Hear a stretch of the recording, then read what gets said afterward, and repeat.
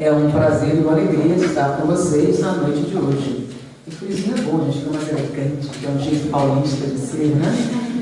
Nem sempre o carioca tem essa chance. Então vamos ver a parte boa desse tempinho. Então é uma alegria estar com vocês. E o tema são emoções perturbadoras. É sempre um problema a questão do tema, quando alguém pergunta, né? Qual é o tema? Eu nunca botei nenhum nome nas minhas palestras. Todos esses nomes que vocês veem na internet foram as pessoas que postaram, que colocaram os nomes. Então, como é que você monta uma palestra? Normalmente, eu não monto. A palestra cai no colo da gente. Porque quando alguém me apresenta como orador ou palestrante, eu sempre digo que não é bem assim. O orador ou palestrante, na minha opinião, é um artista. Ele vai vender uma ideia, ele vai seduzir a plateia, ele tem uma característica específica. E são pessoas como Divaldo, Geraldo Guimarães, Ana Guimarães, pessoas com esse dom. Eu sou professora, sempre fui professora. O professor tem um papel diferente do orador. Enquanto o orador vende uma ideia e seduz a plateia com a beleza, a eloquência, o professor tem uma outra função. O professor desenvolve uma ideia. É uma ideia que possivelmente a gente tem, a gente desenvolve, a gente aprofunda. O objetivo do professor é sempre atingir a compreensão. E o que vem a ser a compreensão é quando um tema qualquer se torna de posse do aluno e ele pode usar de maneira autônoma onde ele quiser. Então, isso pressupõe necessariamente um diálogo. Então, é uma interlocução com a plateia. Então, é isso que nós fazemos. Então, a gente faz perguntas, a gente desenvolve. Meus pais tentaram me curar disso, mas não é mais possível. Depois do tempo, não dá mais. Ainda mais se você dá aula à noite, significa conversar, o povo dorme mesmo. Então, tornou-se um hábito. E por que você fala de ciência, né? Antigamente eu não ligava, não. Ela faz palestras científicas, mas agora eu tenho me aborrecido um pouco, né? É um termo pejorativo, né? Palestra científica. Tem palestra científica? Então, se a gente for falar de costura, não é científico. Ou de culinária. Se a gente for falar, por exemplo, de física quântica e os destinos, é científico? Então, depende. Então, não é o tema que é científico, correto? A gente pode falar de qualquer tema. Científico ou não, não é o tema. É como você fala.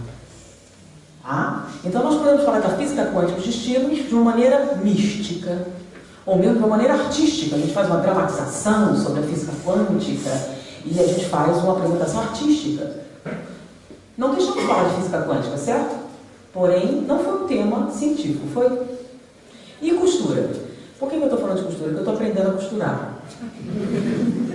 E quando eu comecei a aprender a costurar, eu falei, gente, é mais difícil aprender a costurar do que cálculo diferencial. Juro, porque para mim era mais fácil entender o cálculo. Porque é fácil, eles botam o livro, você acompanha aquilo lá, se você estudar direitinho, você aprende. Agora, vai fazer um molde. O que vai acontecer? Cada pessoa tem um jeito diferente. E todos eles estão certos. Não existe um jeito científico de você fazer um molde. Tipo, funciona com todo mundo. Tem alguns que funcionam só com aquela pessoa, porque tem um negócio que ela faz sozinha que ela não explica. Aí quando você tenta reproduzir, não dá certo. Mas por que o molde que eu fiz igualzinho você falou não dá certo? Ah, porque nesse caso tem 50 mil exceções. Ou seja, eu não vi ainda nenhum curso de corte e costura científico. E é o que está faltando. Falar de maneira científica sobre costura. Culinária tem. Curso de culinária é totalmente científico. Se você seguir a receita, dá certo. Agora, costura ainda não achei. Tá? Não achei. E o pior é quando cada um diz que pensa em um jeito diferente. Né? Então, é um problema. Então, não existe um tema científico. Existe um jeito de falar. E o que seria um jeito de falar científico? Esse é um grande problema. Recentemente, no trabalho científico. E por que você fala tanto trabalho científico? Olha só, na minha casa eram 3 oradores espíritas. Meu pai, minha mãe e eu. Muitos de vocês vai conhecer meu pai e minha mãe, que falaram por aqui há muito tempo. Pois é, meu pai era o mais velho, então ele escolhia o tema primeiro. Né? Vai fazer palestra, escolhia os temas primeiro. Ele gostava de falar de filosofia, então normalmente ele fazia esse aspecto. A minha mãe, em segundo lugar, escolhia o tema que é diferente dele, escolhia os temas evangélicos. E eu pegava o que sobrava. Como ninguém escolheu o científico, ficava para mim. Eu me habituei, passei a ter um gosto sobre isso. Então, quando você fala de uma maneira científica, tem um problema bem sério. Tá? Dizem por aí que as palavras mais difíceis de serem ditas é eu te amo. Não é. As palavras mais difíceis de serem ditas é eu não sei. Essas são as mais difíceis. Você nunca diz eu não sei. E quando você não sabe, o que você faz? Inventa. É nesse momento que você inventa que deixa de ser científico. E como a gente inventa muito pouca coisa é científica. Normalmente o que você fala é minha opinião, meus sentimentos, eu sinto por uma foceira que vem por aqui, sobe, atravessa e vem, que é desse jeito. Eu sinto que essa é a verdade. Isso não é científico. Isso é a sua opinião. E todo mundo tem direito à sua opinião. É um direito inalienável dado pela democracia. Então, nós estamos num regime democrático, certo? Então, cada um tem direito à sua opinião.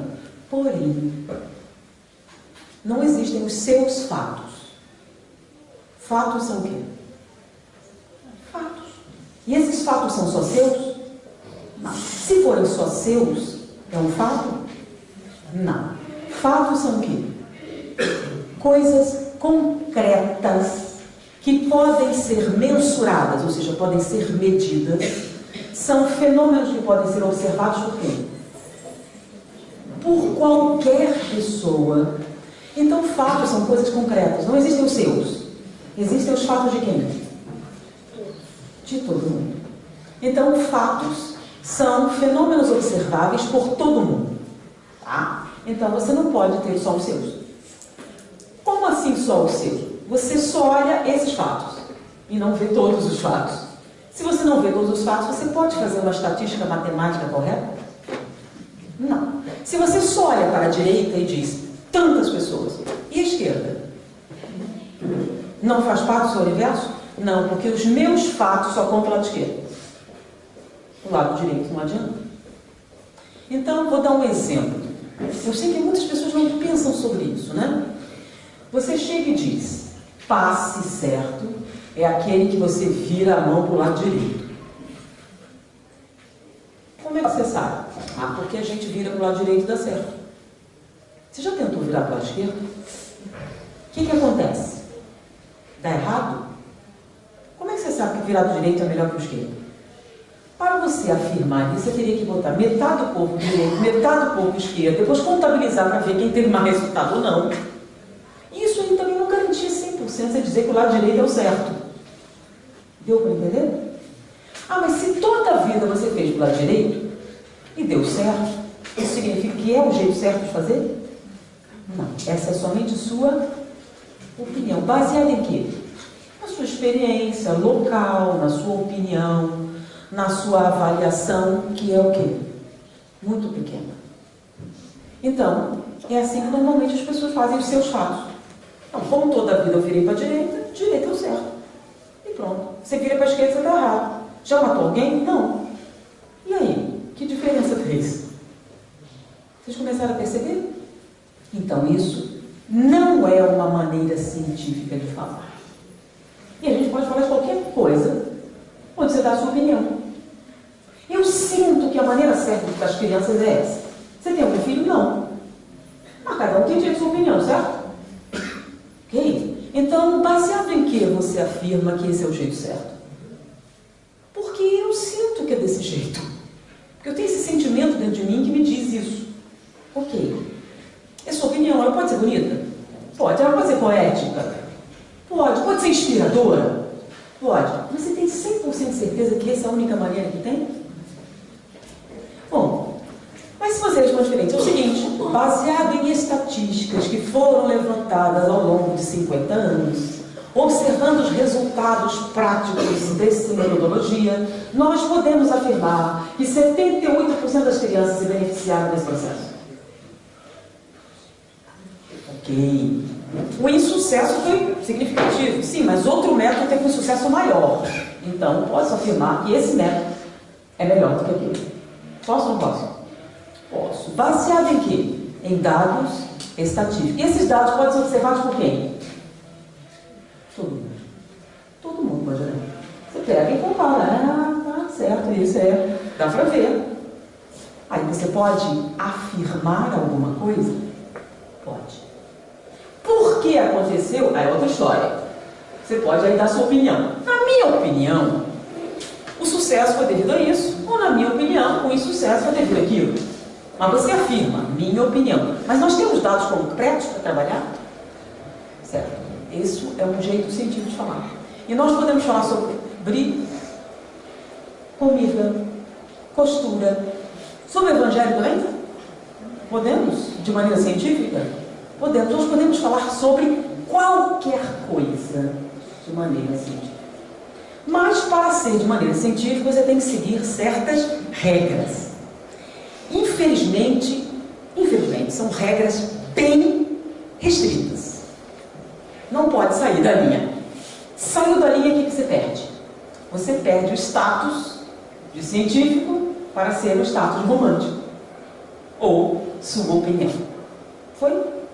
É errado a gente dar a nossa opinião? Não. Porém, quando você dá a sua opinião, você sofre um pequeno risco. Qual? Eu não concordo. E a pessoa tem direito? Só que o eu não concordo, aí vamos dar um parênteses, né? Esse discurso a gente faz em qualquer sala de aula. Mas nós estamos numa casa espírita, correto? Então, eu vou ser um pouco mais pessoal. Eu não concordo. É um grande problema. É um grande problema por causa das nossas emoções. Como assim? É porque eu não concordo é muito pessoal. Quando nós estabelecemos uma discussão na nossa casa espírita, um estudo mais aprofundado, com debates mais intensos, a gente descobriu que eu não concordo é terrível. Ele gera uma série de sentimentos negativos, de antagonismos. Então nós resolvemos o problema. Como assim resolvemos o problema? Resolvemos. É simples. É proibido eu não concordo. Como assim? Totalmente proibido. Mas peraí, se eu não concordar? Ok, se você não concordar, em vez de dizer eu não concordo, você vai dizer o seguinte: baseado em que você diz isso? Mas é a mesma coisa. Teoricamente é a mesma coisa. Qual a diferença? A diferença é que eu não concordo é pessoal. E quando você diz, baseado em que você diz isso? Passa a discutir o quê? As ideias, não a pessoa. Não é você o meu problema. Você não está bonitinha. É a sua opinião, a sua fala que está em questão. Então, eu olho para você, baseado em que você afirma isso? O que fez? Saiu do pessoal e foi para onde? Para as ideias. É essa a diferença entre uma discussão teológica e uma discussão acadêmica. Então, quando você começa a discutir sua opinião, fica muito pessoal, né? Quando você diz assim, eu não concordo. Peraí, por que você não gosta de mim? Não, eu não gosto da sua opinião. Não de você. Mas como opiniões são muito o quê? Pessoais. Mistura muito, né? Porque quando você emite sua opinião, você está botando seus sentimentos, suas emoções. E quando alguém chega assim, eu discordo. Por que você não gosta de mim? É muito pessoal. Isso gera um antagonismo automático. Quando você vê uma discussão acadêmica, você encontra num debate na universidade, você vai ver os caras quase pegando o pescoço um do outro, né? Aquela discussão intensa, eles brincando, fala alto. Quando termina, os dois se abraçam. Nossa, formidável essa discussão. E vamos fazer um trabalho junto? Mas eles são psicopatas, né? Não. É que não é nada pessoal. Enquanto você está na discussão acadêmica, não é pessoal. Na verdade, quando você está ali na frente, é a obrigação do outro se opor. Porque quanto maior a oposição, mais a ciência cresce. Porque quando você pega um ponto que eu não toquei, eu vou ter que sustentar isso. E quanto mais você pegar no meu pé, mais forte fica a minha teoria. Então, nenhum cientista olha para o lado pessoal. Peraí, não. É assim? Você questiona o quê? Esses dados que você recebeu, baseado em quê? Isso aí, como foi que você chegou na conclusão? Baseado em quê? Não é pessoal. Então eles podem ter uma discussão quase e termina, bora, vamos trabalhar junto, gostei desse negócio, vamos fazer junto, a gente combinou. Quem está na plateia diz, nossa, esses caras quase se pegaram e agora estão escrevendo um livro juntos. Por quê? Não é nada pessoal. Isso é uma discussão científica. Aí que vem a pergunta, e o espiritismo é científico? Ou é baseado em eu acho, eu sinto, eu tenho uma certa ideia, tem um comichão aqui que me diz, tem um guia sussurrando aqui desse lado. Ou você pode se basear em alguns dados concretos. Ou, por hábito, a gente volta para discussões teológicas. O que são discussões teológicas? São discussões baseadas em fatos inquestionáveis. Peraí, a gente pode discutir fatos inquestionáveis? Não, mas tenta, né? Por isso é que não dá certo. Você fica séculos discutindo, por exemplo, o sexo dos anjos, tá? Se as mulheres têm alma ou não têm, entendeu? Coisas parecidas. Vocês estão rindo, mas estão discutindo até hoje, viu? Em alguns locais eu não tenho certeza absoluta. Sabe por que não? Recentemente eu descobri por que ainda estão discutindo em certos locais.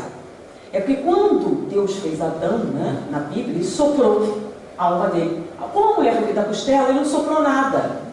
Então ela é meio artificial. É baseado nisso que eles discutiam se mulher tinha alma ou não. Então, são coisas complicadas, porque são o quê? Verdades. Inquestionável não pode discutir. E o espiritismo pode? Deveria. Mas por hábito a gente não faz. Aí vem o pessoal, ela faz palestras científicas. As outras são o quê? Aquela que não é científica é o quê? Artística. Aí você fala, ele faz palestras artísticas. Ele canta, dança. Não, ele faz palestras poéticas, ele declama. Não, ele faz o que exatamente? Mitológicas. O que é uma palestra mitológica? Sim, é uma curiosidade. O que é uma palestra mitológica? Existe, existe. Mas o espiritismo também? Se tiver uma palestra mitológica, vai ficar uma coisa complicada, né? Qual o livro sagrado dos espíritos onde tirou essa mitologia? Correto? O que é uma mitologia? É justamente uma explicação não científica para alguma coisa. E normalmente para uma coisa que você inventou. Por quê? Porque não sabia a resposta. Então, você perguntava para um xamã, na época antiga, o que é o trovão? Ah, é o martelo de Thor. Porque quando eles estão nervosos, esse barulhão todo, você vê que eles estão brigando. Por quê? Porque ele não podia dizer, eu não sei. Então, toda vez que você não tem coragem de dizer eu não sei, inventa uma resposta, você está acabando com qualquer argumentação científica. Até porque quando você inventa é muito pessoal. Porque toda vez que você não concorda, o que acontece? Dá o maior problema. Porque se você lê em algum lugar, você está dando uma desculpa. Li errado, ou me enganei, ou os dados não estavam coerentes, ou os dados que eu tive para usar não eram o suficientes. Agora, quando você inventa, como é que fica?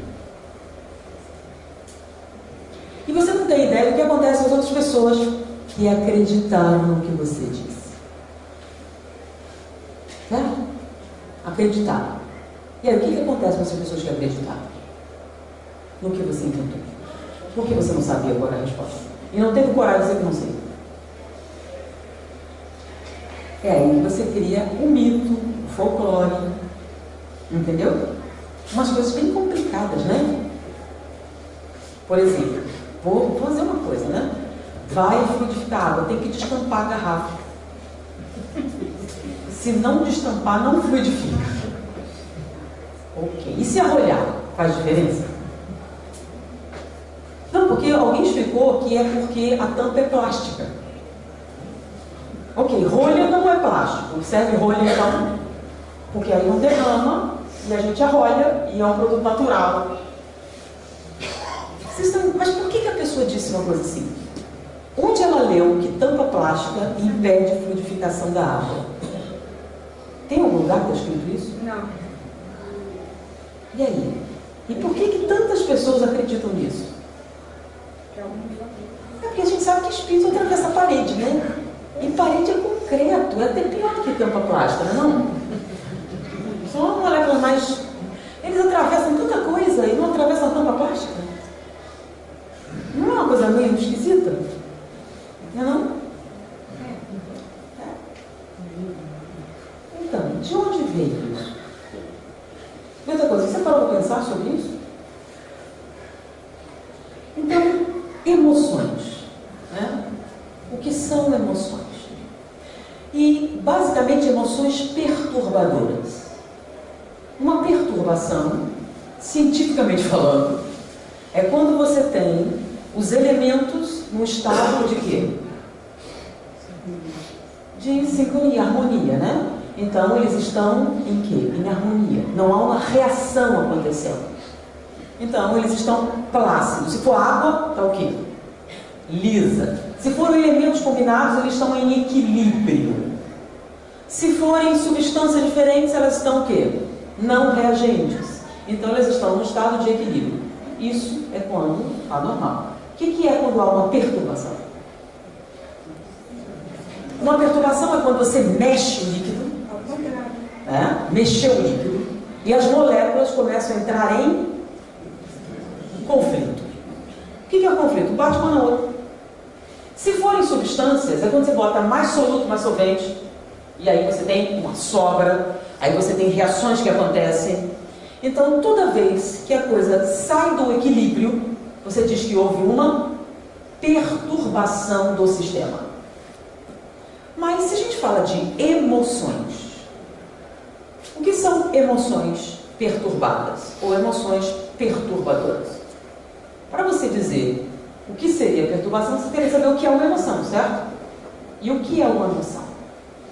Bom, mas o objetivo de uma palestra sobre emoções perturbadoras deveria ser, né? Como é que a gente conserta?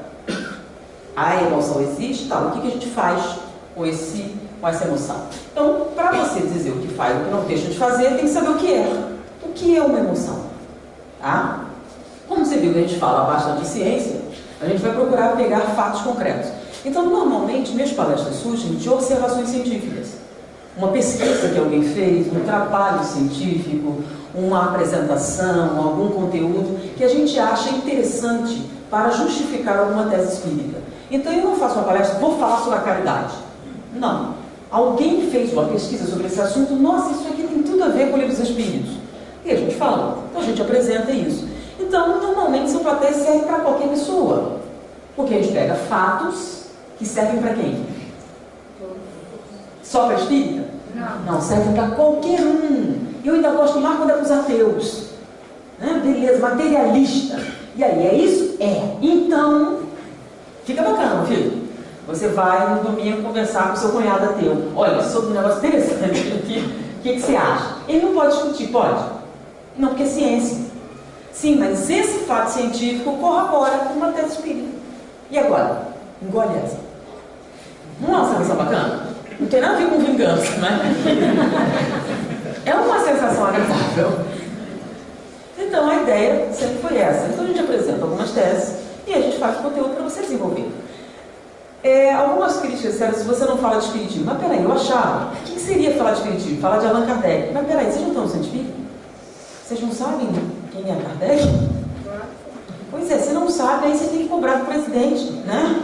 Isso é ele aqui? Aí, ó. Então, ele não explicou quem é Allan Kardec, que é a função da casa espírita. Né? que é isso que estão aqui, ou por que tem esse nome, o que é isso, eu toco estudo sistematizado da doutrina espírita, entendeu? Só de reunião. Quando você chama alguém de fora, a ideia é você ouvir uma coisa o quê? Não. Porque alguns querem que você fale sobre a mesma coisa, sobre o Evangelho. Por quê? A América Idol espírita? Vamos ver agora quem faz melhor. Você vota em quem? Eu voto nele. Ela falou pela parábola, mas eu achei que foi 10% superior. É essa a ideia? Não. Então nós podemos falar coisas diferentes? Então eu gosto de falar de ciência. Não é bacana? É uma opção diferente. Não é tanta gente que fala. Eu gosto de falar de ciência, não. De falar de maneira... Tá? Então não usem mais termo pejorativo. Porque fica pensando, olha, é cientista, mas é uma boa pessoa. Tá? Não é tão ruim assim. Você vai ver, dá uma colher de chá. Não tem uma sensação ruim? Então, falar de maneira científica é uma forma. E você tem que seguir certas regras. É um pouco difícil, sim. Porque você tem muito menos liberdade para falar o que quiser. O cientista não pode falar o que quiser. E se ele vai dar opinião, só pode ser, para ele passar, por exemplo, ele vai fazer uma tese de doutorado e vai dar sobre ele, só pode ser 5% do seu trabalho. Se for mais, está reprovado. Sério? Por quê? Porque num trabalho de doutorado, eu não quero saber se é um bom médico ou economista, eu quero saber se é um bom cientista. Então, opinião é uma coisa bem complicada. Foi agora, gente? Depois dessa breve introdução? Como é que a gente começou? Porque para você entender o que é emoção, nós temos que definir uma coisa. Quem sente raiva? O espírito ou a matéria? Espírito. Vocês têm certeza? Absoluto? Juro? Ok, então por que quando eu dou um Lexotan a raiva diminui? Sabe o que é o Lexotan, né? Vale. Se eu te der um sedativo, por que a raiva diminui? Porque você acalma, o seu corpo fica inerte. Então vamos pegar outra. Pega uma jovem senhora, calma, doce, um amor de pessoa, que uma vez por mês se transforma numa megera horrorosa, que grita, agressiva. É um obsessor que vem uma vez por mês?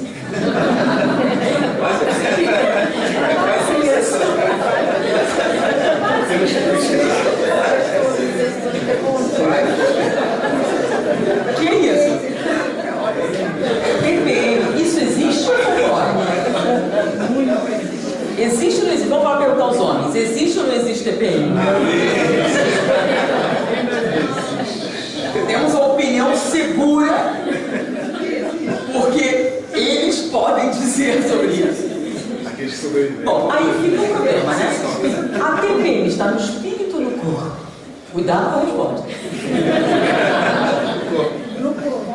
É porque se você disser no espírito, vai que sua mentora é mulher. Hoje não tem sessão que a mentora está com TPM. Não vai poder proteger a casa. Não vai ter. Então, isso traz um problema. Nós somos espírito ou somos matéria? Vamos lá. Quem é espírita, levanta o braço, só para constar. Leram o livro dos espíritos? O povo pergunta para mim, né? Você não fala do Allan Kardec. Leram o livro dos espíritos?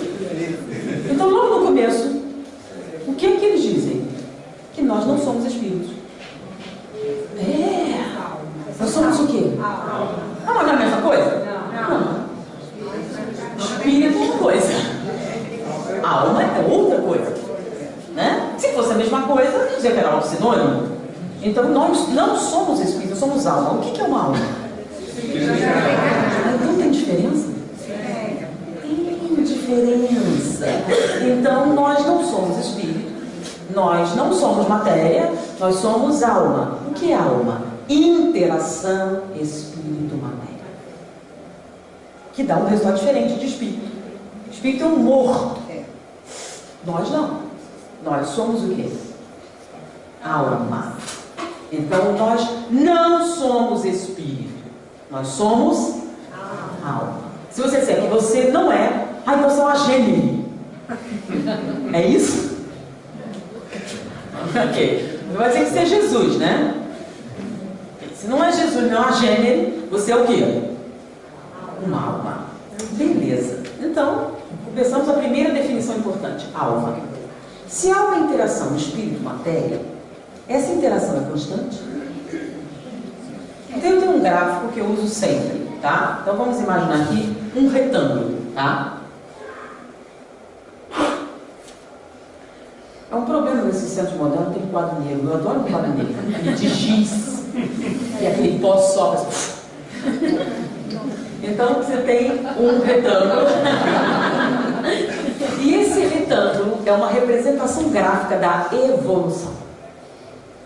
A base do retângulo é o início do processo evolutivo. E o ápice do retângulo é o quê? O ápice do processo evolutivo. Então, processo evolutivo de quem? De nós, as almas. Então, estamos falando de quem? Espírito, certo? Então, Homo sapiens. Não estou falando dos gatos, nem das vacas, tá? Nem isso é nada. São seres humanos. Então, no início do processo evolutivo, nós estamos falando do ser humano. Quem? Do Australopithecus. Já ouviu falar? O Australopithecus, se você olhasse assim, é um chimpanzé, mas não era.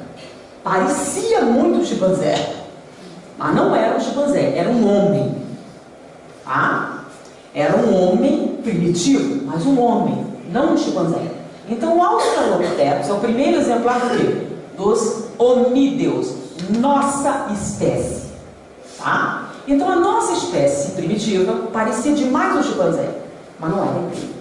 E tinha uma diferença brutal entre eles. Que diferença? O lobo frontal. O cérebro deles era radicalmente diferente. Para vocês terem uma ideia, um orangotango, que é o nosso primo mais próximo, tem 32 bilhões de neurônios. É um montão, né? Nós temos 86 bilhões. 16 bilhões apenas no córtex. Tá bom? Então isso já marca toda a diferença. Então, o homídeo era um homem. E uma diferença enorme. Sua celebração era diferente, seus pensamentos eram diferentes, a estrutura do seu cérebro era diferente e logo o seu comportamento era diferente. Então o homem primitivo não é um gnomo. Tá? O homem primitivo é o Australopithecus. Parece um macaco, mas não é. Então se você vê, estou vendo um homem primitivo, estou vendo um gnomo. Não, não é um homem primitivo, eu não sei o que é um ser mitológico. Tá bom? Se você vê um homem primitivo, nossa, estou vendo um chimpanzé aqui. Se você olhar bem, se você não for especialista, não vai saber se não é um chimpanzé que você está vendo. Tá? Estou vendo o espírito do chimpanzé. Não, deve ser um homem primitivo. Então, esse homem primitivo, tá? Que nasceu, é uma alma. Se ele é uma alma, ele é composto de quê? Espírito e matéria. Mas qual a proporção? Então vamos pegar esse retângulo, que representa a evolução, e vamos dividir numa diagonal. Então tem um triângulo de base maior embaixo e um triângulo de base maior em cima, certo? Esse triângulo de base maior embaixo é a influência material no processo reencarnatório. E o outro é a influência espiritual no processo reencarnatório. Então no Australopithecus nós podemos dizer que essa alma é composta de 99% de influência material e 1% de influência. Ainda é uma alma? Sim, é uma alma perfeitamente legítima, num espírito reencarnado. Uma alma. Só que esta alma tem 99% de influência o quê? Então, o que é que explica o seu comportamento? A matéria. O que é que explica as suas escolhas? Então ele é o quê? O que come, o que bebe, o meio ambiente e basicamente o DNA. Então o DNA explica 99% do que é o Australopithecus. Foi, gente? Bom, o outro triângulo é a influência o quê? À medida que a gente reencarna, a gente não vai mudando as fases? A gente deixa de ser Australopithecus, né? Homem de Neandertal, aí Cro-Magnon, Homo sapiens sapiens. que ainda não somos nós, tá? A gente está um pouquinho, a gente já deveria ter um outro nome. Porque entre nós, o sapiens sapiens inicial, já tem uma larga distinção.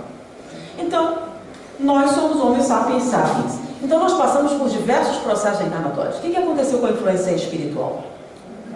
Aumentou. Então, nós estamos no meio do processo evolutivo. Nós somos o quê? 50% de influência material e 50% de influência o quê? Espiritual. Bom, e agora? Bom, agora Freud explica 50% dos seus problemas. E os outros 50% só a reencarnação. Então Mendel ainda vale? Quem é Mendel? DNA. Até certo ponto. Porque, vamos lá, como assim? Quem fez o Enem aqui? Estudou a lei de Mendel. Lembra Azinho, aqueles troços todos? Genética. Tenham coragem. Não vou perguntar para vocês nada disso, não.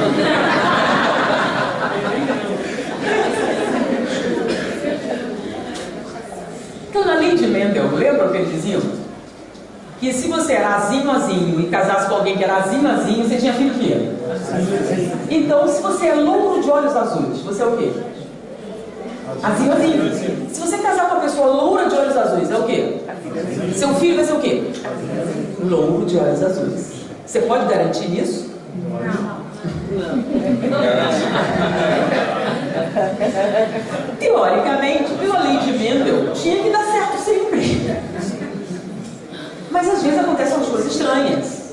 Como, por exemplo, numa aldeia, tá? Nos Alpes, numa aldeia onde só havia habitantes louros de olhos azuis, um casal louro de olhos azuis, que teve 6 filhos louros de olhos azuis. A mãe estava grávida do 7º filho, que nasceu numa noite de tempestade.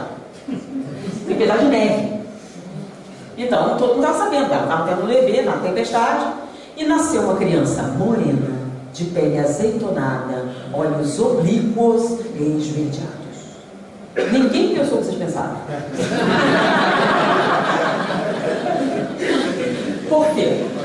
Porque uma aldeia isolada nos Alpes, se um cara com essa aparência passasse, todo mundo quê? Não dá para esconder, certo? Então, como isso não aconteceu, e a criança, quando começou a crescer, tinha várias deficiências. Por exemplo, ela não conseguia falar bem, ela tinha dificuldade de se expressar, coisas assim. Então, todo mundo entendeu que era uma aberração da natureza. Era a criança, deu defeito, ele deu isso. Então, para alguns médicos, seria assim, uma mutação genética. É mais ou menos quando o médico não sabe explicar o que você tem, diz que é uma virose. Então, quando a gente não tem explicação, mutação genética acontece. Então, tem uma mutação esquisita. Não, essa foi uma, né? Então, ele nasceu dessa maneira. À medida que o menino foi crescendo, um dia o filho mais velho da família foi visitar os pais e a mãe chegou para ele: meu filho, eu sinto que seu irmão é inteligente. Ele tem inteligência, mas ele não consegue se comunicar. E eu soube que em Paris estão ensinando crianças coisas assim. Era o pródromo da educação infantil, linguagem de sinais, essas coisas. Era após a Revolução Francesa. E eu sinto que ele tem capacidade. Ele fica nervoso porque não consegue se expressar e por isso fica agressivo. Você não podia levar ele para Paris com você para estudar numa dessas escolas? O filho concordou e levou o irmão. Esse irmão tinha um apelido. Chamavam ele de o egípcio. O egípcio. Né? Pensa bem, naquela família de louros ele sobressaía bastante, né? Então a brincadeira era: os egípcios passaram e trocaram você. E o irmão trabalhava na Sorbonne, era um linguista. E um dia ele chegou em casa e o irmão estava no lugar onde não devia estar, o seu escritório. E ele fazia traduções do grego de alguns papéis importantes. O menino estava lá, ela não podia. Quando ele viu, o menino estava debruçado sobre aquilo. E ele ficou pensando na incoerência, né? Aquela criança retardada, debruçada sobre papéis, contendo alta filosofia grega, né? Ele pensando, porque quando alguém não sabe falar, se chama logo que é retardado, né? Então, o menino virou para ele: eu sei ler isso. É mesmo? Então leia. E ele leu. Aos 19 anos, esse menino falava grego, latim, hebraico, aramaico, sânscrito, urdu e várias línguas consideradas algumas mortas. Mas francês, que ele é bom, ele nunca falou de Deus. E ele era francês. Mas ele não falava nem francês, nem alemão, nem espanhol, nem inglês.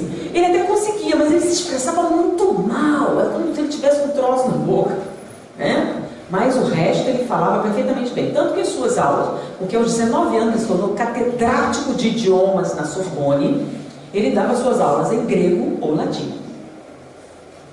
E ele entrou para a história, não porque ele tinha gagueira ou coisa parecida. Ele entrou para a história porque ele decifrou os hieroglifos egípcios. Ele não decifrou, ele recriou o idioma egípcio. A partir do seu trabalho, o egípcio, que estava desaparecido, voltou a ser falado. Porque ele decifrou foneticamente o idioma egípcio. Então, quando você decifra o hieroglifos egípcios e fala, você está falando egípcio. O nome dele era François Champollion. Mas o motivo da gente trazer ele para aqui era a curiosidade que seus pais eram louros de olhos azuis e ele não era. Que ele tinha um apelido que era o egípcio. E bem depois da sua morte, eles acharam a máscara mortuária de Ramsés. E descobriram que eles não eram parecidos, eram iguais. Ele era exatamente a efígie de Ramsés. Por quê? Porque ele era o próprio Ramsés que reencarnou para trazer de novo o idioma egípcio para que a gente pudesse ter acesso às descobertas deles. E por que ele tinha a mesma cara? Porque ele quis, porque ele podia. Porque no ápice do processo evolutivo, o que acontece?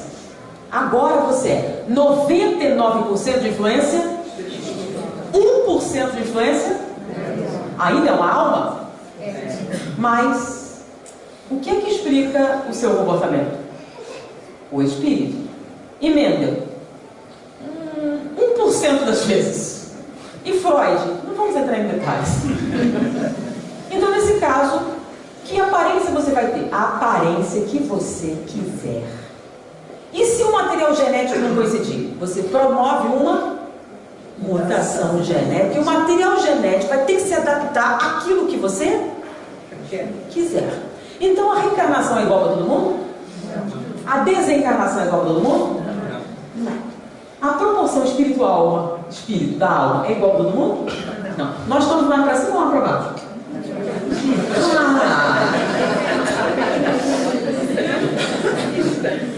Bom, se nós estamos do meio para baixo, Freud explica muita coisa.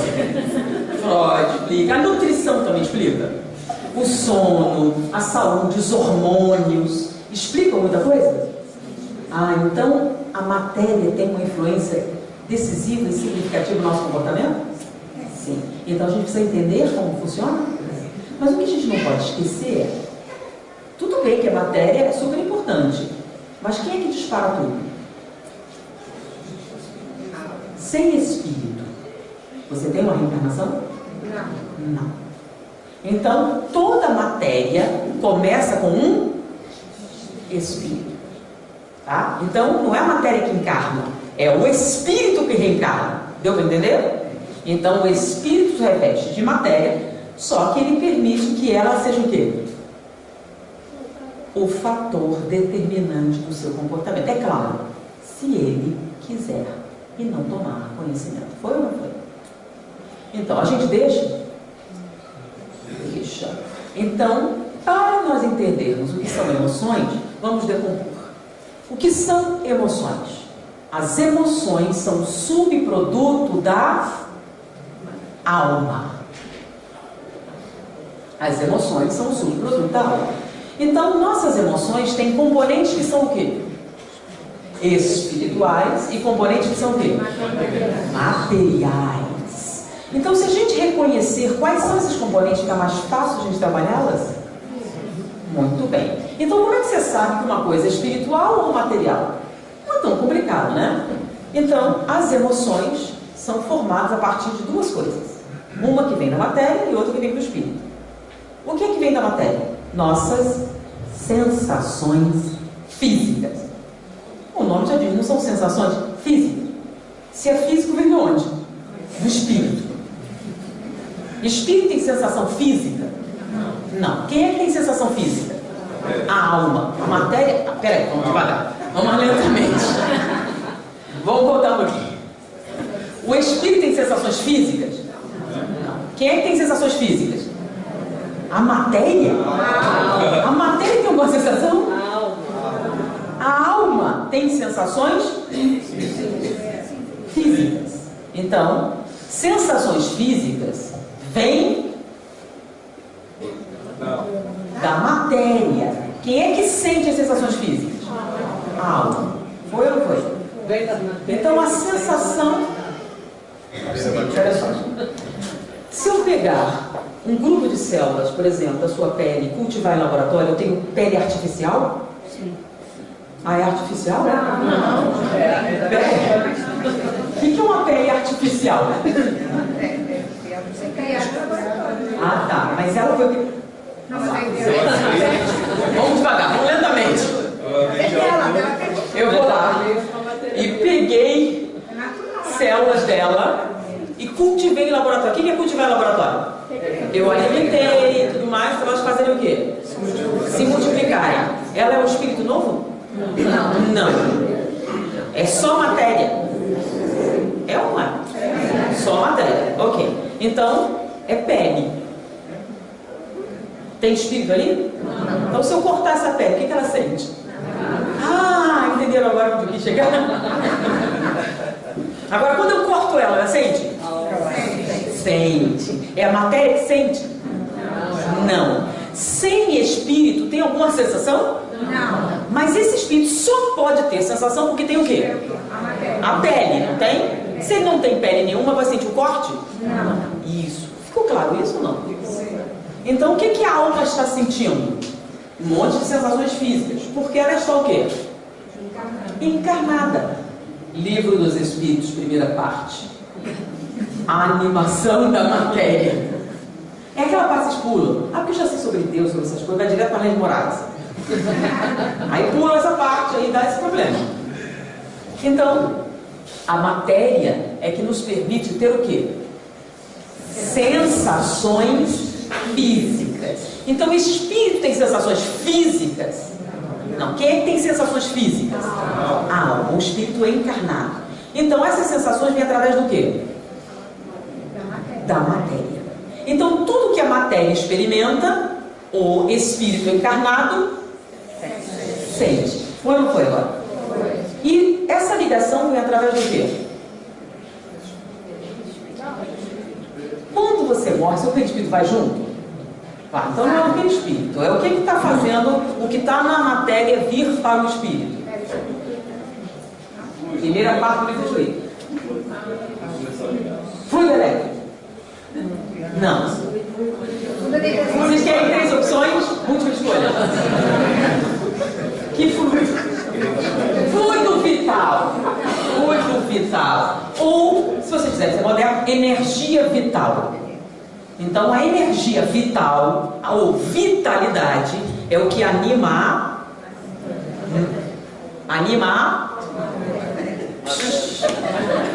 livro dos espíritos. Viu? A falha não é minha, é do estudo sistematizado.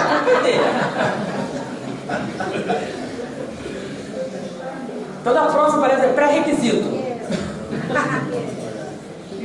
Então, a primeira parte do livro dos espíritos na aula e a gente volta. Então vamos lá. O que é que anima a matéria? Fluido vital, certo? Quem é que dá esse fluido vital para a matéria animar? Isso, o espírito vem. Nessa ligação, quando você reencarna, você tem um fluido vital que liga o quê? O espírito aonde? Enquanto tiver vitalidade, ele está o quê? Encarnado. Quando acaba a vitalidade, o que acontece? Morte natural. Porque a única maneira de você morrer é acabar o fluido vital? Não. Que bom que vocês sabem disso, né? Então, quando o fluido vital acaba, você tem o quê? Uma morte. A morte natural tem muitas vantagens. Não dói nada. Justamente porque a dor vem de onde? Então, se acabou o fluido vital, o que você não sente mais? Nem uma dor. Mas toda morte sem dor? Não. Por que não?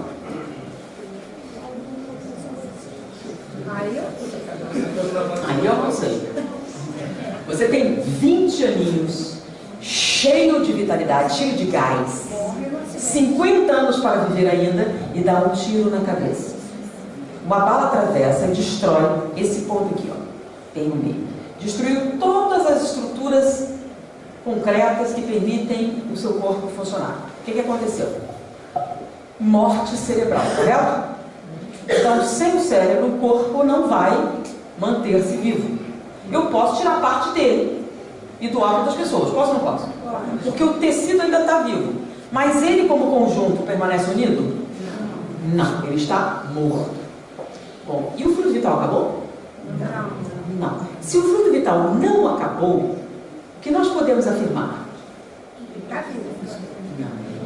Está morto, você já sabe. Cara, explodiu a cabeça dele. Estourou tudo. Vamos lá. Não, gente, não entrem em mitologia, né? Vamos lá. Vitalidade. Quando acaba, o que acontece? Morte natural. Mas quando acaba, basicamente, as células não mandam mais o quê? Informação. Não tem mais vitalidade, célula não manda mais nada. Eu posso ficar em pedacinhos, o que acontece? Nada. Agora, se está cheio de vitalidade, o que eu posso dizer? As células estão mandando informação. Que informação? Todas as informações. Então, quando você pega aquele corpo cheio de fluido vital e enterra, o que acontece com aquelas células quando são enterradas? Começa a se decompor.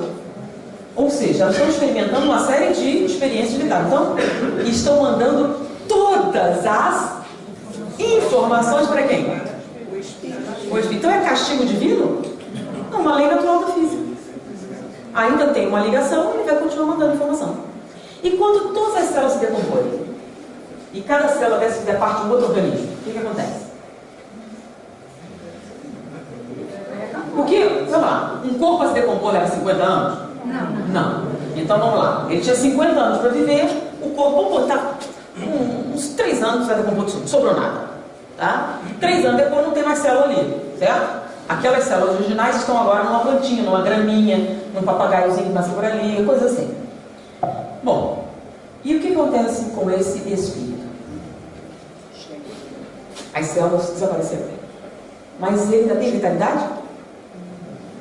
Tem ou não tem? Tem ou não tem? Tem. Ele não tinha 50 anos? Lembram?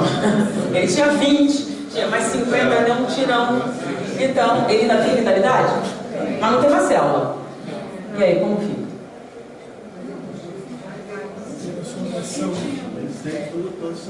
Ele tem todas as... Como um membro fantasma, lembra? Quando corta o membro, você continua sentindo ele? Então ele sente fome? E ele morre de novo? E de novo, de fome, de novo. Então ele acha que vai morrer, mas não morre, porque ele continua lá, né? Repetindo toda aquela cena, a morte, tudo, e não morre nunca. A dor é o quê? Ele está sempre morrendo, sempre sangrando, sempre... Por quê? É um membro fantasma. Lembra? O membro sumiu, mas todas as informações ainda estão o quê? Ah, então tem alguns espíritos que ainda sentem sensações? Tá? Não são fenômenos normais. São fenômenos de origem artificial. É quando você dá fim à própria vida. Foi agora? Então tem a ver com castigo. Ah, você vai ser castigado. Não. É uma lei natural. Quando é que ele vai parar com isso? Acabou a vitalidade. Aí ele pode ser o quê? Resgatado. Foi o que aconteceu com quem? André Luiz, né? Ele era um cara legal, tinha gente orando por ele. Por que foi 8 anos lá? Por que não ajudaram logo o cara? Não é porque não queriam ajudar, é porque não podemos fazer nada. É uma lei natural do quê? Da física.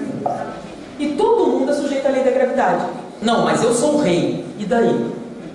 A lei da gravidade não vale para você? Deu para entender? Então não interessa que você é o rei, as leis da natureza continuam vindo. Foi agora, gente? Bom, então, sensações físicas vêm de onde? Do corpo. Mas quem é que sente? Isso. Tá? Então a gente já sabe, um dos componentes da emoção são as sensações. Então a composição da emoção na alma são sensações e o que mais? Qual é a contribuição do espírito? O que é que quando morre vai com você? Suas emoções? Suas emoções vão com você.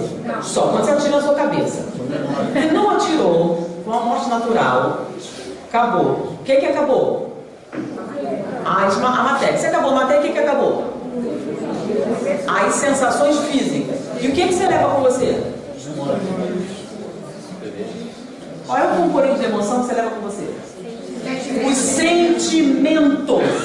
Então, os sentimentos vêm do espírito, as sensações vêm da matéria. Quando você mistura sensação com sentimento, dá o quê? Emoção. Não entenderam? Então, vamos lá dar um exemplo.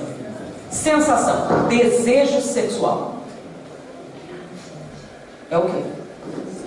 Sensação. Tem relações que são puramente sexuais? Sem nenhum sentimento?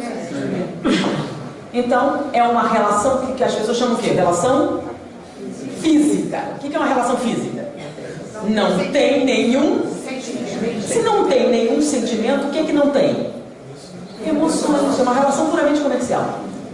Existe ou não existe? Então, o componente dessa relação são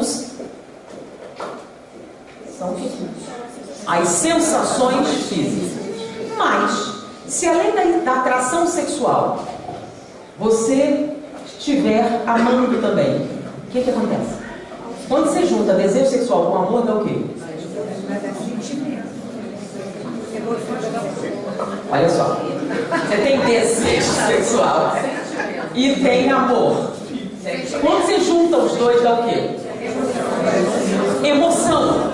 Mas qual a emoção que dá?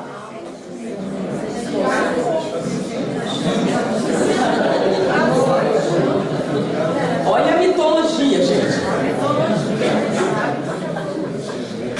Desejo sexual, fitosfera hormonal. Existe ou não existe? Existe. Então você tem isso e amor. Junta amor com desejo sexual, dá o quê?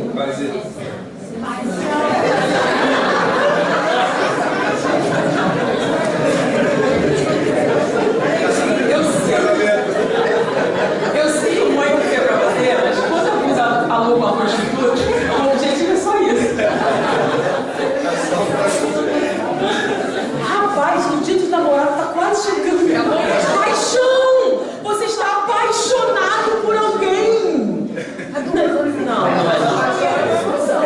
E o que é isso, gente? Vocês não acreditam nisso? Não, eu só tenho relações comerciais. É isso? Não. Não, eu vou casar por dinheiro. Vou casar só por dinheiro. Sim. Quando você ama alguém e sente atração por esse alguém, o que você faz? Amo você como irmão. Sério, é isso? Não. Se você ama como irmão, não tem atração sexual. Não. Entendeu? Então você pode ter amor sem atração sexual? Pode. Te amo como um pai. Certo? Não rola nada, não rola química, não pode casar com ele, é um pai. Ou irmão. Agora, se você ama essa pessoa e tem atração sexual com ela, se você não for casado, você pode casar com essa pessoa, viu? Você está apaixonado por ela. Não é isso, não? Não, eu só amo. Casou por quê, então? Não pode consumar nada? Olha a fantasia, olha o folclore. Não é só amor. Se é só amor, ele é como um irmão para você. Tá? Então, para dar casamento, tem que rolar a consumação, lembra? Senão pode anular o casamento. Lembram disso ou não? Anula o casamento por não consumação do matrimônio. Ok, então beleza. Agora vocês entenderam que tem que ter o quê? Tem que ter ou não tem? Então, se você ama essa pessoa e tem atração sexual por ela, qual é a emoção que eles têm? Paixão. Foi. Sabe quando você faz essa expressão? Uma pessoa que era boa. Não achou que era amor? Quando você apaixonou? Uma pessoa que era boa. Olha só, se amor sem atração sexual é o quê? É amor fraterno. Eu não amo você. Quer casar comigo? Não. Por quê? Porque não rola nada, não tem química. Não tem... O que é química? Não tem química entre nós, mas eu te amo muito. Como que? Como um filho. Então tem muito amor entre nós, mas sinto muito, não vai rolar nada. Ok? Então quando você ama muito alguém, mas não tem nenhuma atração por ela, nem tenta. Tá? Não vai rolar. Eu sei que as pessoas dizem assim, nossa, então por que não casa? É porque eu amo como irmão, somos amigos. Eu sei, é difícil. Mas existem pessoas que são bem honestas e não misturam as coisas. Tá? Então, ela não mistura, por exemplo, carência afetiva com amor. Então, ela separa bem as coisas. Tá? Então, amor é um sentimento. E ele sobrevive à morte.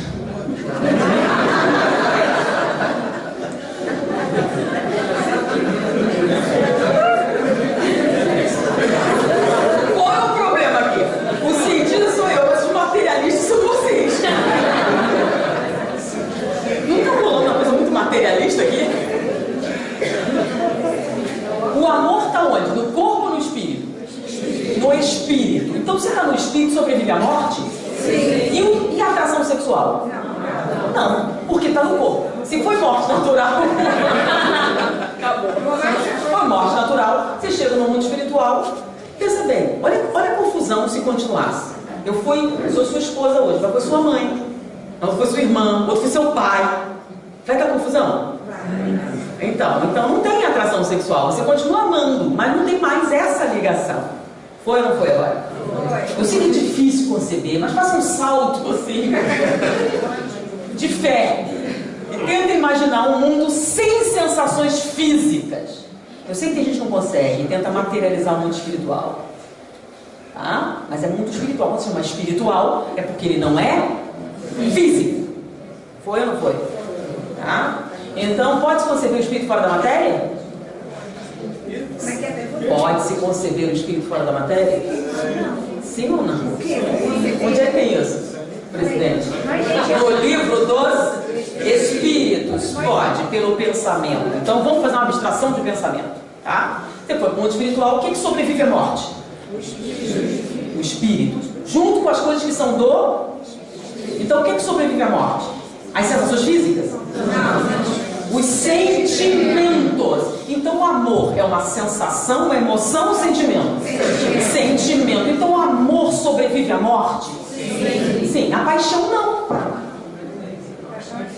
A paixão é quando eu te amo, mistura com uma atração sexual e nós nos casamos. Aí quando a gente morre, a gente coloca que nós somos almas que se amam muito. Na próxima eu sou sua mãe. Agora próxima eu sou seu pai. Pode acontecer? E como é que você vai fazer com a sua atração sexual? Vai dar uma confusão horrorosa, né? Vai ou não vai? Não.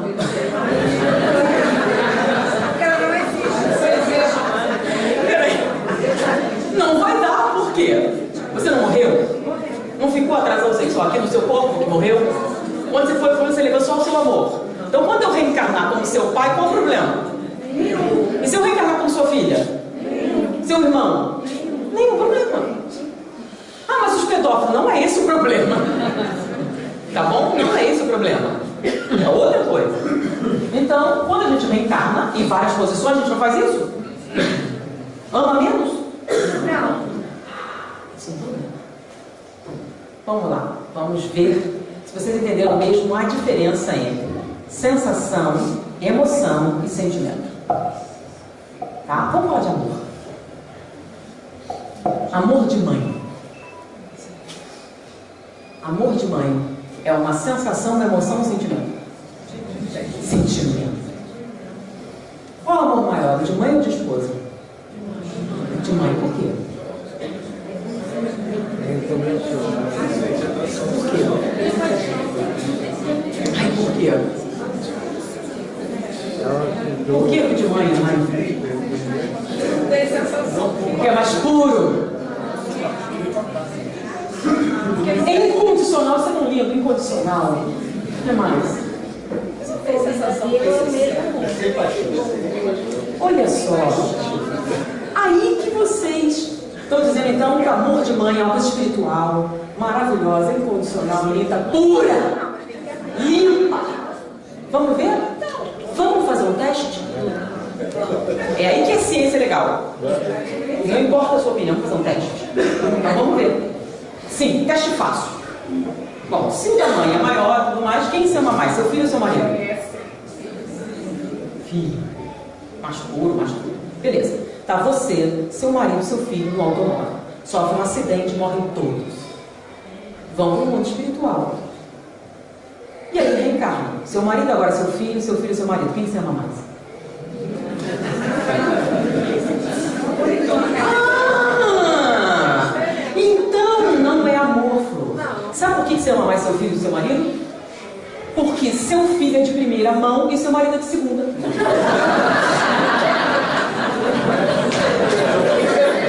Seu marido, antes de ser seu, foi da mãe dele. Então sabe por que você ama mais seu filho? Porque é meu. O marido não, com certeza. Então o que faz esse amor ser maior? É o egoísmo. Porque quando você ama muito seu filho assim, é que você vira sogra. É uma transformação fatal. Você ama tanto seu filho que vira uma sogra. Se amasse menos, ou se amasse igual como deveria, o que aconteceria? Você teria um novo filho, nesse caso a filha. Então, por exemplo, você vê aquelas criancinhas aqui, aí tem umas fazendo bagunça e diz, olha, criatura, olha só, não tem mãe. Os meus não são lindos. Os meus são tão fofos, adoráveis. Mas olha aquelas criaturas ali, nossa, que horror. Agora, olha só, vocês estão no mesmo ambiente, né? E tem um risco muito grande. Vai que casam. Já pensou? Seu filho lindo casa com a criatura selvagem ali. Você vai virar o quê? Se você amasse todas as crianças como deveria ser, você, em vez disso, vai dizer, vem cá, minha filha. E falaria mesmo assim. E ela não sentiria mal porque vem cá, minha filha. E quando a criança vê que você trata igualzinha a sua, a outra, as crianças têm uma grande maleabilidade, não notaram?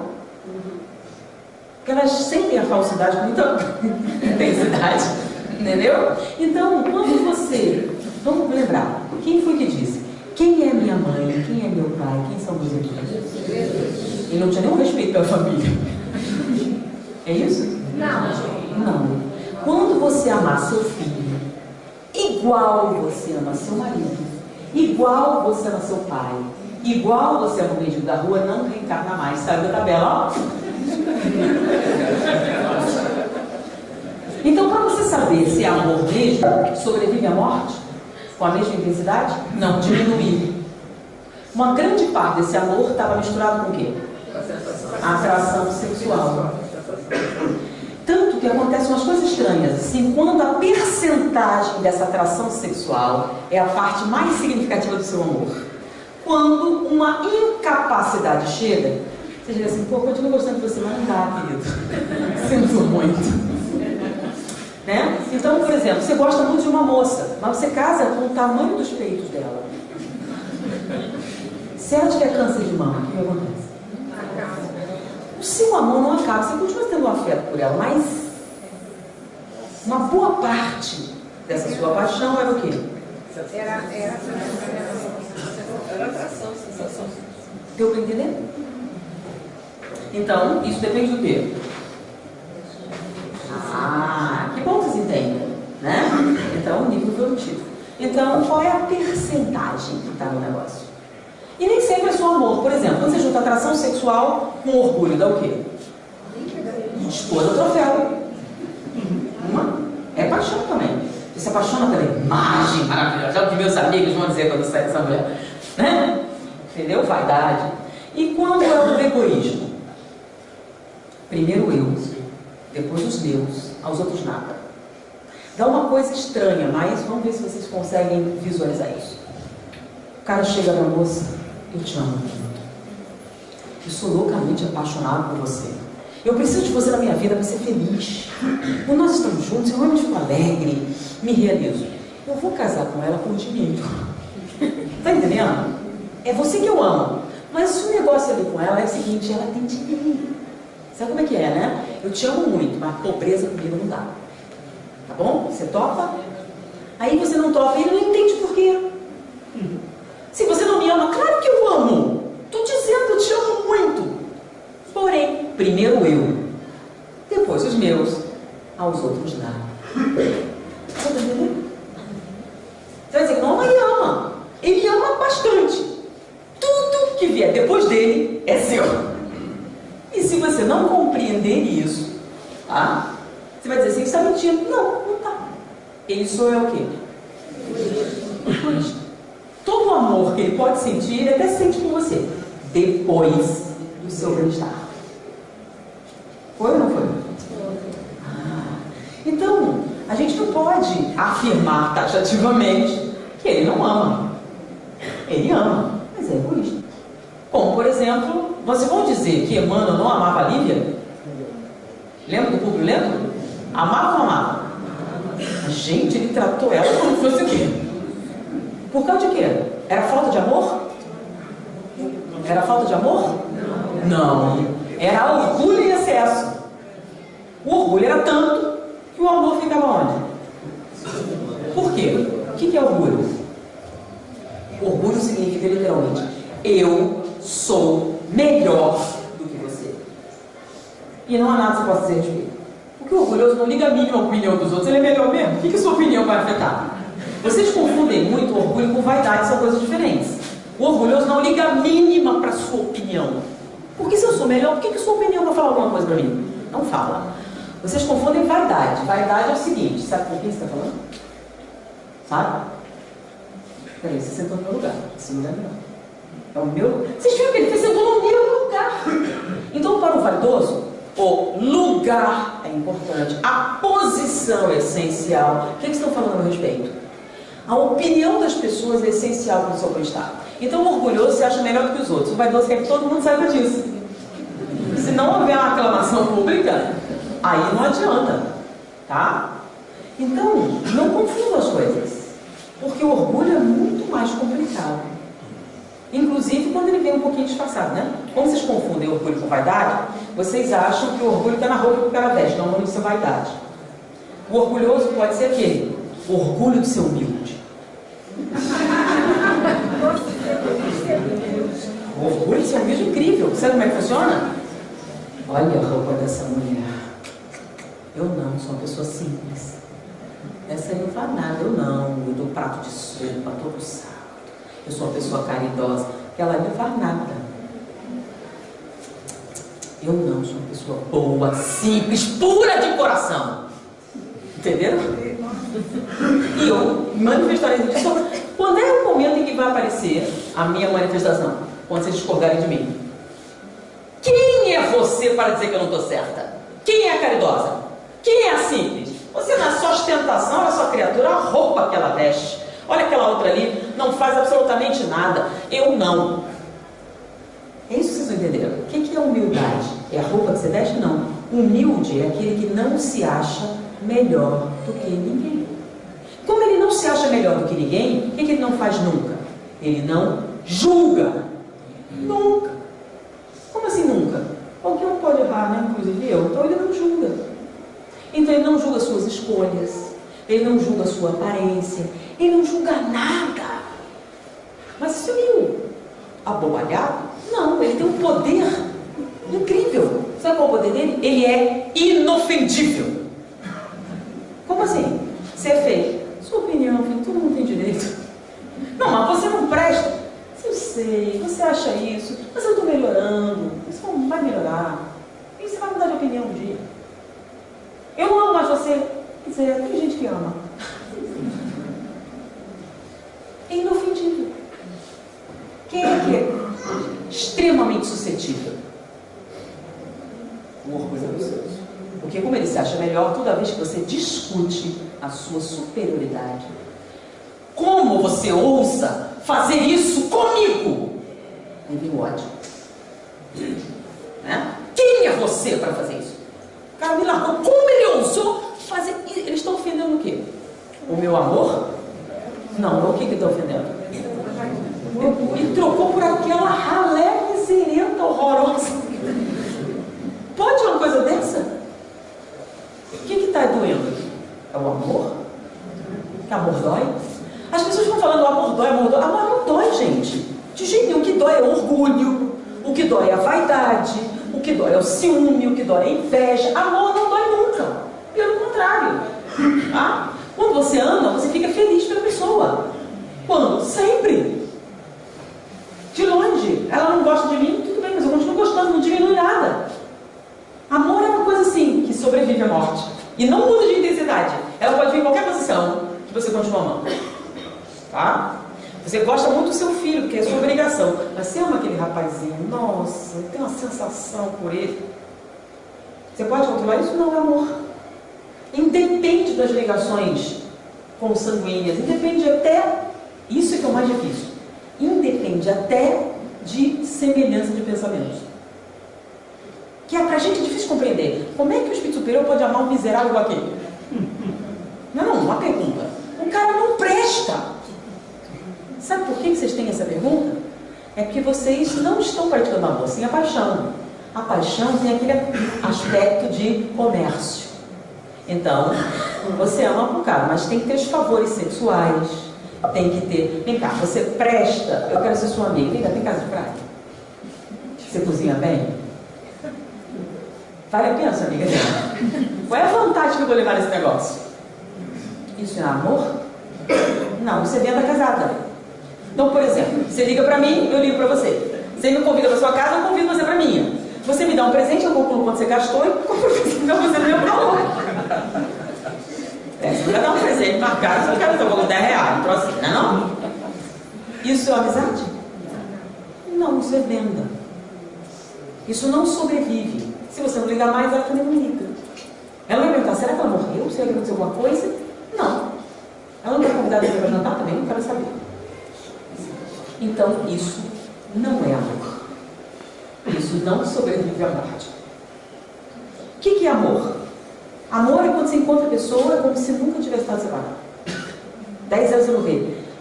No que está junto, ela te faz feliz, ela te faz alegre, ela te faz sentir bem. Você quer que ele esteja na sua casa porque fica melhor quando ela está lá. Ah, mas eu não posso levar nada. Tem problema não, se você estiver lá já é suficiente. Então você não convida a pessoa porque ela cozinha bem. Não convida porque ela te faz... Não, porque quando ela está lá, você... Aí vem o pensamento de Elizabeth Barrett Browning, definindo o amor. Eu te amo muito, eu te amo profundamente. Não pelo que você pode fazer por mim. Eu te amo pelo que eu sou quando estou com você. Pelo que você me inspira a ser. Pelo desejo de ser uma pessoa melhor que você provoca em mim.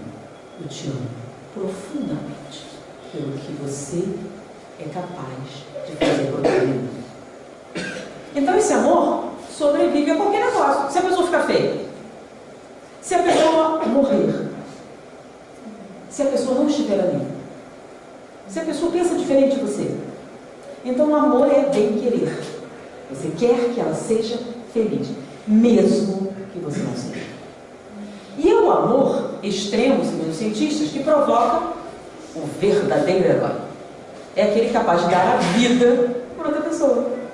Que doa o rim, que doa o coração, que não está nem preocupado com o que vai acontecer com... E o que vai acontecer se eu tivesse um rim? Nem começa. Você vai na negócio do dar passe, né? Quem dá o passe melhor? Aquele que incorpora o melhor espírito? Não. É simples. Se você fizer a pergunta, se eu der muito passe e a energia acaba, nem começa. Não é porque a pessoa gosta, não gosta de dar nada, nem energia. Então, se você está preocupado se a energia vai acabar, não tenta, porque não vai sair nada. Porque o que dá o melhor passe é o mais altruísta. Quanto mais egoísta, pior o passe. Lembra? Primeiro eu. E se eu der muito? E se eu ficar sem? Eu vou economizar um pouco, eu vou lá, senão vai que estraga. Pronto. E quanta energia você tem no corpo? É como o leite materno. Quanto mais você amamenta, mais produz. Então, energia sim. Agora, se você tem essa preocupação, não vai dar nada. Isso é o quê? Uma característica. Então, são esses sentimentos que, misturados com as sensações, dão o quê? As emoções perturbadoras. Vamos lá. Raiva. Raiva é uma sensação, uma emoção ou um sentimento. Raiva é uma emoção, uma sensação, um sentimento. Olha. Sentimento. Então, a gente começou. Quem sente a raiva? O espírito ou a matéria? Porque quando eu dou um Lexotan, raiva de mim. Ok, já deu uma dica, né? Então, raiva é uma sensação, uma emoção, um sentimento. Sobrevive à morte. Tem certeza? Então, quando você está raivoso, aí você entra no meu pé, te dou um barbitúrico legal. Aí você fica alegrinha, assim, gente, aí, maluco, beleza. Eu nasci há 10 mil anos, já fica alegrinho, super simpático. O que aconteceu com a sua raiva?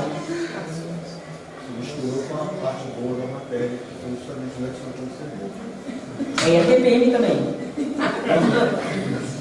Certo. Aí quando você morre, você continua raivoso lá. E lá não tem Lex soltando. Como é que funciona? Mas não tem espírito que tem raiva de você? Tem espírito tem o que de você? Sente vingança por causa da raiva? Sente vingança por causa da raiva. Todo ódio.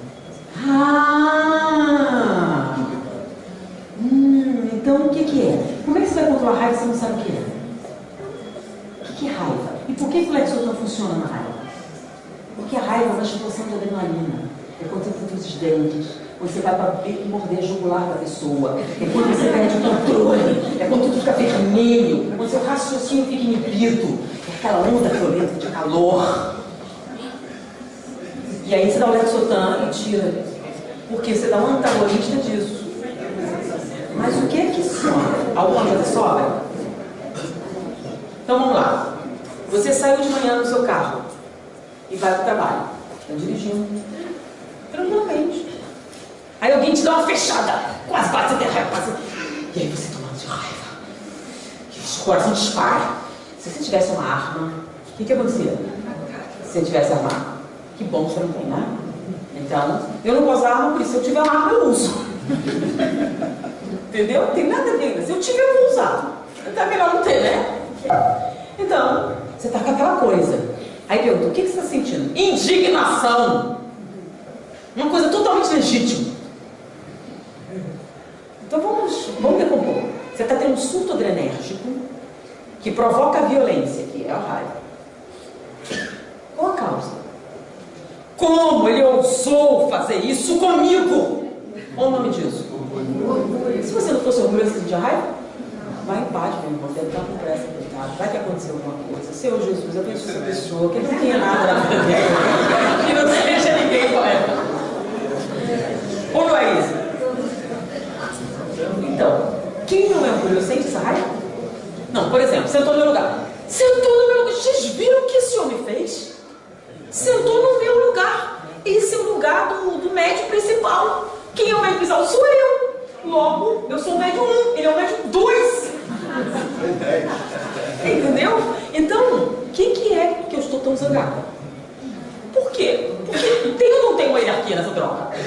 O médium 1, 2, 3, tem uma cadeira específica, não tem? Não tem. Não é legítimo. Eu estou indignada. Porque esse homem fez o quê? Corrompeu toda a estrutura hierárquica do lugar. É isso? Porque a amiga não foi sequestrada. Sim, mas qual é a razão da minha raiva? É orgulho. Orgulho?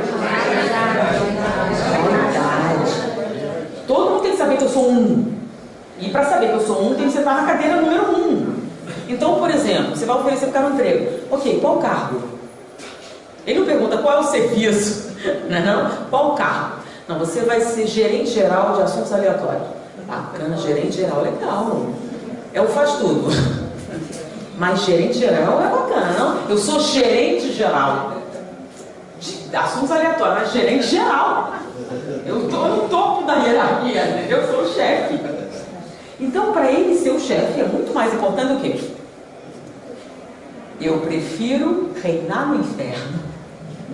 Lembra disso? É isso aí. O nome disso é o quê? Se eu não sou vaidoso, o que acontece?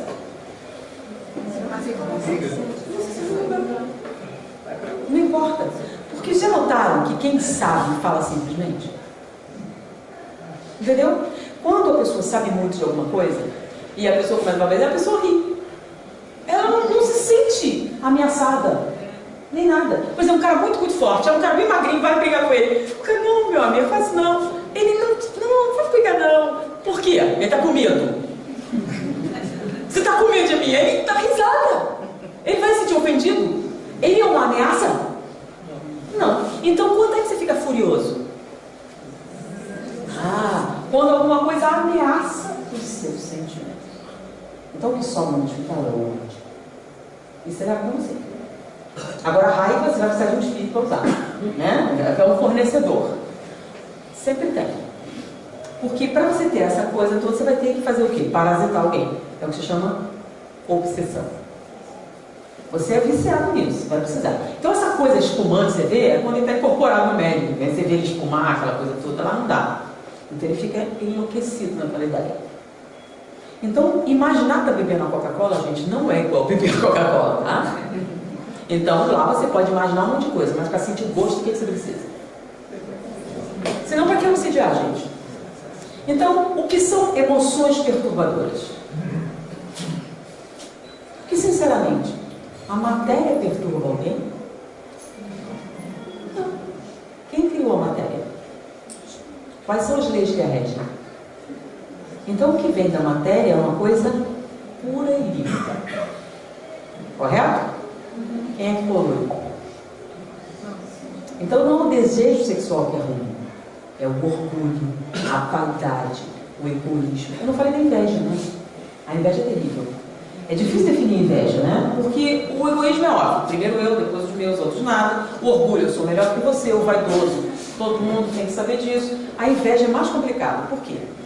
Então tem uma parábola que explica bem. É a história do vagalume e da serpente.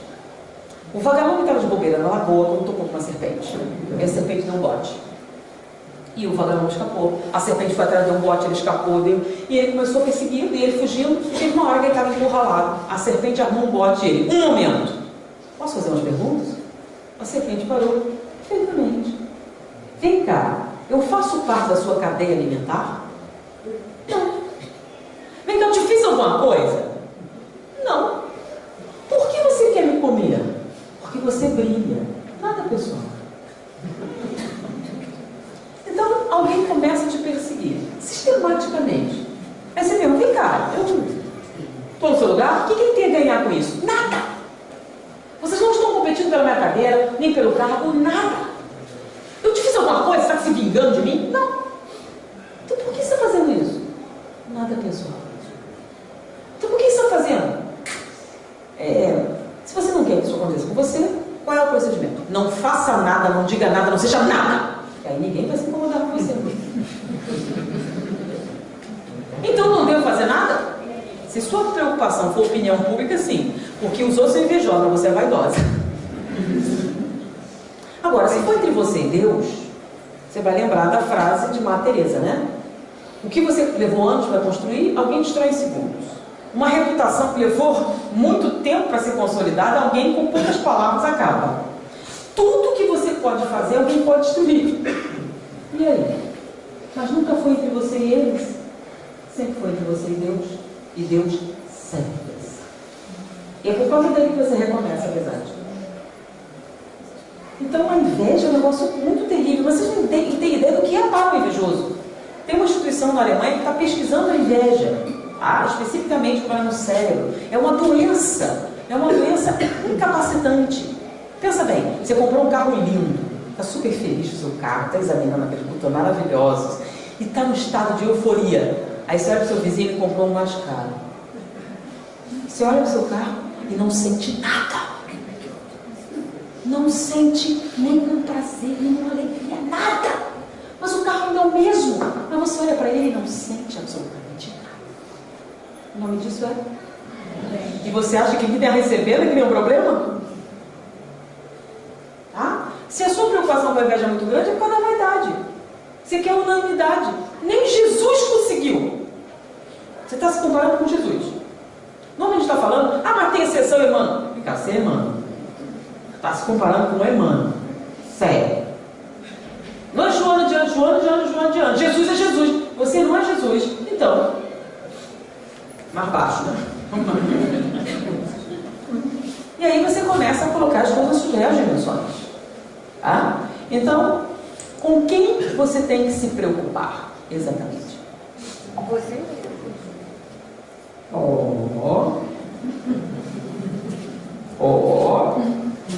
Olha, vira assim, né? Primeiro eu, depois os meus, Não nesse sentido. aos outros nada. Com quem você tem que se preocupar exatamente? É. Com quem? Eu falei certo. É uma pegadinha, eu sei que é verdade, mas... Com quem? Acho que é como você faz, o que você pensa, o que você age. Você acha que tem que fazer. Com quem? Seus pensamentos.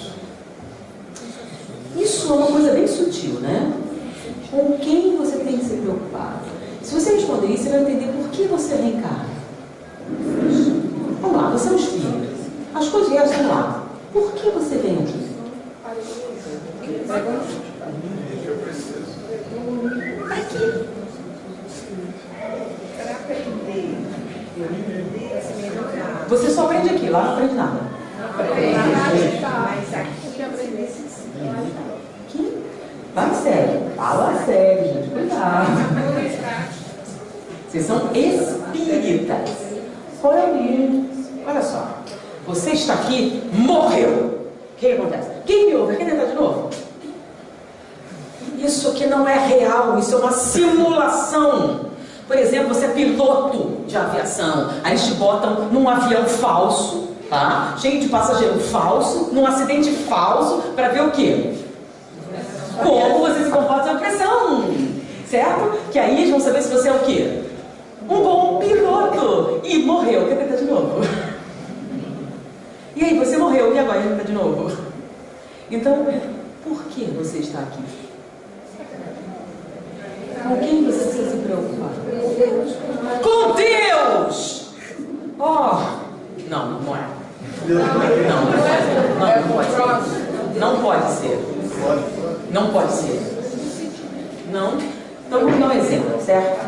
Você quer saber se o comportamento está certo ou errado? Quer saber se está certo ou errado? Como é que você descobre? Todo mundo faz. É uma fala comum, né? Todo mundo faz. Por que está errado? Não? Certo, olha só. Consciência, mas onde estão os